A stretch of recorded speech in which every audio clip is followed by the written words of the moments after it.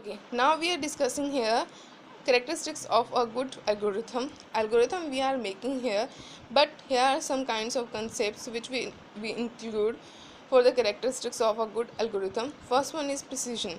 Precision, that means we have to prescribe, we have to define or stated all these programming steps very precisely. Next one is uniqueness. All the steps which we are defining here uniquely defined with the meaning which can be clear to all these programmers. Next one is finiteness, that means number of steps must be completed and finite. We can't take a huge number of steps for the algorithm to solve any problem, so here finite number of steps and complete number of steps. Now the next one is input and output. So you receive some input and produce some output. Whatever we are uh, making any algorithm, we have to know what kinds of inputs we have to take and number of outputs we have to take.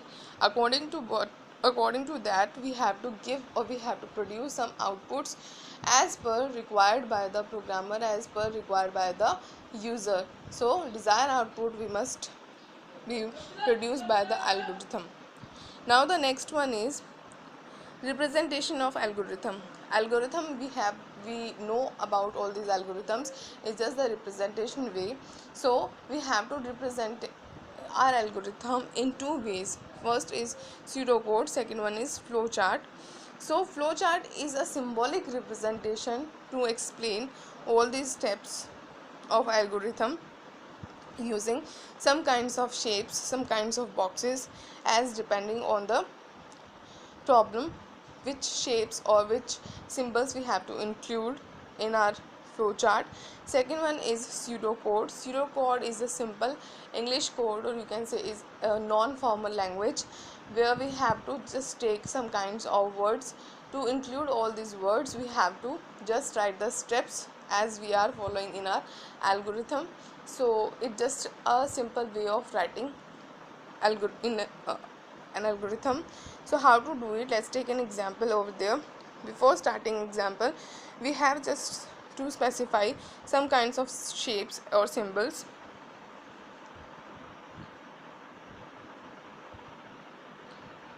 Here is first one, start and end. So here is start and end. First one is, these are the round corner rectangle shaped boxes here, which is called as terminator also. To start any flow chart or to end any flow chart, we have to take the shape of round corner rectangle to initiate that starting and end, or starting or stop. Next one is process.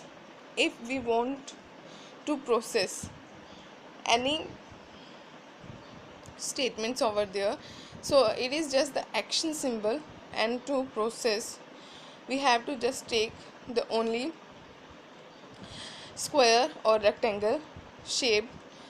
Now decision, if we want to take any decision, that means we have to just check the condition only, then we have to take diamond symbol for condition checking, or this is known as also branching point.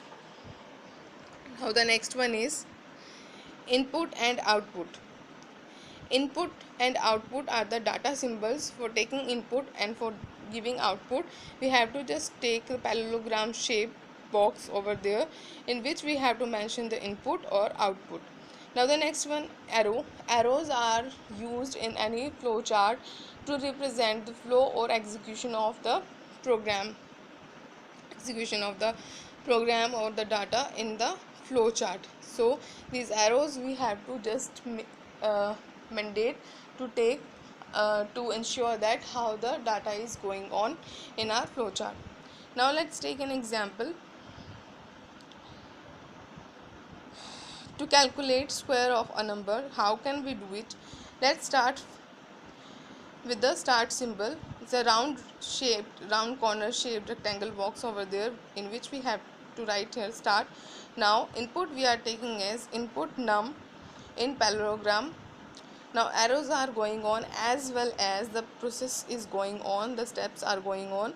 Now the next is the process where we have to include the formula over there, that is square equal to num into num, that means num square, because we have to calculate the square. So either we can use here square function over there, or we can use here operators also, as the multiply operator we are using here. So num into num we are just taking as a num square, and it is assign the value in the square function variable over there, which hold the result.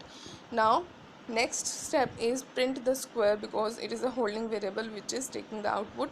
So print square, and at last we have to just stop it. So again we are taking as round corner shaped rectangle shaped box over there to stop that flowchart. Now the next examples we will include in our next video.